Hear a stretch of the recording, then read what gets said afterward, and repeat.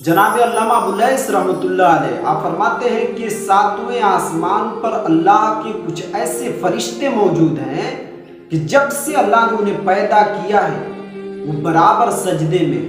اور اللہ کی عذاب سے خوف زدہ ہیں، اور کل قیامت کے دن جب وہ سجدوں سے اپنے سروں کو اٹھائیں گے تو وہ کہتے ہوئے اٹھیں گے سبحانک ما عبدناک حق عبادتی کا،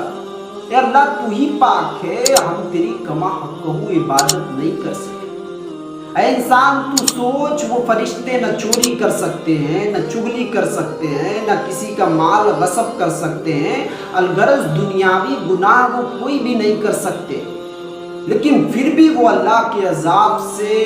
اس قدر خوف زدہ ہیں کہ ابد سے لے کے ازل تک وہ عبادت میں غرق رہے، وہ اپنے جبین نیاز کو اللہ کی بارگاہ میں جھکائے رہے، پھر بھی وہ کہہ رہے ہیں کہ ما عبدنا کا حق کا عبادت ہے، ہم تیری کما حق عبادت نہیں کر سکے۔ آگے اللہ تبارک و تعالیٰ ان فرشتوں کے بارے میں فرما رہا ہے یخافون ربهم من فوقهم ویفعلون ما یؤمرون، وہ فرشتے اللہ کے عذاب سے خوف زدہ ہیں، ڈرتے ہیں، اور جس چیز کا انہیں حکم دیا جاتا ہے وہ اس پر عمل پیرا ہوتے ہیں، اور وہ ایک لمحہ بھی میری نافرمانی میں نہیں گزارتے۔ ہمیں بھی حکم دیا گیا ہے نا، کہا یاقیموا الصلاۃ، نماز پڑھو، ہم نماز نہیں پڑھتے، وآتوا الزکوٰۃ، تم زکوٰۃ دو، ہم زکوٰۃ نہیں دیتے، لعنت اللہ علی الکاذبین، جھوٹوں پر اللہ کی لعنت ہے، لیکن ہم ڈیلی روزانہ جھوٹ بولتے ہوئے نظر آ رہے ہیں،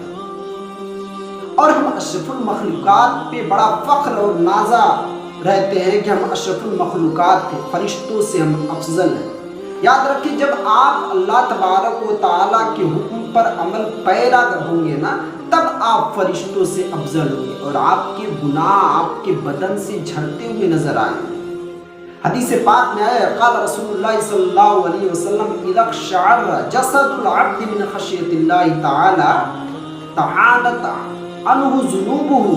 کما تعانت عن الشجرۃ ورقها، جب کوئی بندہ اللہ کے خوف سے، اللہ کے ڈر سے کانپتا ہے نا، تو اس کے بدن سے گناہ ایسے جھڑتے ہیں جیسے کسی پیڑ کو ہلانے پر اس کے پتے جھڑتے ہیں۔ آئے ہم ایک حکایت، ایک واقعہ آپ کے سامنے پیش کرتے ہیں، جس واقعے نے مجھے جھجوڑ کر رکھ دیا کہ اللہ کے خوف، اللہ کی خشیت اگر بندے کے اندر موجود ہو نا، تو اللہ کی بارگاہ میں کس قدر اس کا مقام بلند و بالا ہوتا ہے۔ بنی اسرائیل میں مجموع اللطائف میں یہ واقعہ موجود ہے۔ بنی اسرائیل میں ایک کثیر العیال عابد موجود تھا جو تنگ دستی کا شکار ہوا، اور جب حد سے زیادہ پریشانی بڑھی تو اس نے عورت سے کہا جاؤ کہیں سے کھانا لے کر آؤ۔ وہ عورت ایک تاجر کے پاس پہنچی اور تاجر سے کہا کہ میرے گھر میں کھانا نہیں ہے، کئی روز سے ہم کھانا نہیں کھا رہے ہیں، بھوک سے میرے بچے رو رہے ہیں، مہربانی کرو کھانا دے دو۔ اس تاجر نے کہا کہ میری خواہش اگر تم پوری کر دو تو تم جو کچھ مانگو گی میں تمہیں دے دوں گا۔ اب وہ عورت دیکھیں، اللہ تبارک و تعالیٰ اس عورت کا امتحان لے رہا ہے۔ وہ عورت وہاں سے واپس چلی ہے، اس لیے کہ اللہ کا ڈر اور اللہ کا خوف تھا، یہ گناہ ہے، یہ عمل غلط ہے، اسے ہم کریں گے تو اللہ تبارک و تعالیٰ کی بارگاہ میں ہماری پکڑ ہوگی۔ وَيَمُدُّهُمْ فِي طُغْيَانِهِمْ، وہ رسی کو جب جکڑنے لگے گا نا تو پھر کوئی ہمیں بچا نہیں پائے گا۔ وہ واپس گھر آئی تو عورت نے دیکھا کہ اس کے بچے رو رہے ہیں، بچے کہہ رہے ہیں ماں تو خالی ہاتھ آئی ہے، تجھے پتا ہے ہم بھوک سے تڑپ رہے ہیں، ہمیں پیاس لگی ہے، ہمارے پاس کچھ موجود نہیں ہے، تو کہیں سے کھانا پانی کا انتظام کر ورنہ مر جائیں گے۔ بچوں کے یہ رونے اور یہ گریباں زاری کے جملے عورت کو جھجوڑ دیتا ہے۔ عورت پھر اس تاجر کے پاس گئی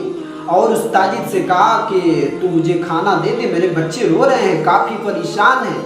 وہ تاجر پھر وہی کہتا ہے کہ تو میری خواہش پوری کر دے، تو میری خواہش پوری کر، جو تو کچھ کہے گی میں وہ کروں گا۔ وہ عورت اب راضی ہو گئی۔ جب وہ ایک کمرے میں گئے اور گناہ کی ابتدا کرنے والے تھے کہ وہ عورت کانپنے لگی، اس تاجر نے کہا کہ تو ڈرتی کس سے ہے، تو کانپتی کیوں ہے؟ اس نے کہا اس رب لم یزل سے میں ڈرتی ہوں جس نے مجھے پیدا کیا۔ وہ تاجر کا دماغ جو ہے کہ سوچنے پر اس بات پر مجبور ہو گیا کہ جب یہ فقیر ہے، غریب ہے، مفلس ہے، لاچارگی کی حالت میں بھی وہ اس رب قدیر سے ڈر رہی ہے، خوف کھا رہی ہے، گناہ نہیں کرنا چاہتی ہے، تو پھر تو میں تاجر ہوں، میرے پاس اس کی نعمتیں موجود ہیں، تو پھر میں کیوں نہیں اس سے ڈروں؟ وہ تاجر اسے بہت سارا مال دیتا ہے۔ اللہ تبارک و تعالی اس تاجر کے اس عمل سے خوش ہو جاتا ہے۔ اس نے موجودہ وقت کے جو نبی حضرت موسیٰ علیہ السلام کو رب حکم دیتا ہے، موسیٰ جاؤ اس تاجر کے پاس اور اسے میرا سلام کہنا، اور اسے کہنا کہ تیرے سارے گناہ میں نے معاف کر دیے، بخش دیے تجھے۔ جب وہ موسیٰ علیہ السلام اس تاجر کے پاس پہنچتے ہیں اور رب کا سلام پیش کرتے ہیں، اسے کہا کہ تیرا سارا گناہ معاف کر دیا گیا ہے، آخر تیرا عمل کیا تھا؟ جب اس شخص نے بتایا تو موسیٰ علیہ السلام اشش کرنے لگے اور انہوں نے کہا واقعی اللہ کی رحمت اس بندے پر برستی ہے جو اللہ تبارک و تعالیٰ کے ڈر سے، خوف سے اور اس پر بھروسہ کر کے وہ عمل کرتے۔ قرآن نے کہا ہے کہ فَلَا تَخْشَوْا النَّاسَ وَاخْشَوْنِي، تم لوگوں سے نہیں مجھ سے ڈرو۔ ایک اور آیت میں فَلَا تَخَافُوهُمْ وَخَافُونِ إِن كُنتُم مُؤْمِنِينَ، اگر تم مومن ہو تو تم لوگوں سے نہیں مجھ سے ڈرو۔ اور دنیا میں دیکھا گیا ہے کہ جب اللہ کی ذات سے ڈرنے لگتے ہیں لوگ نا، تو پھر یہ دنیا انہیں شکست نہیں دے سکتی ہے، انہیں ذلیل نہیں کر سکتی، کیونکہ اللہ تبارک و تعالیٰ ان کے ساتھ ہوتا ہے۔ اللہ کی بارگاہ میں دعائے مولا کریم ہمیں اللہ تبارک و تعالیٰ کے خوف سے، اس کے عذاب سے، اس کے وَيَمُدُّهُمْ فِي طُغْيَانِهِمْ سے ہمیں ڈرنے کی توفیق دے۔ وَآخِرُ دَعْوَانَا الْحَمْدُ لِلَّهِ رَبِّ الْعَالَمِينَ۔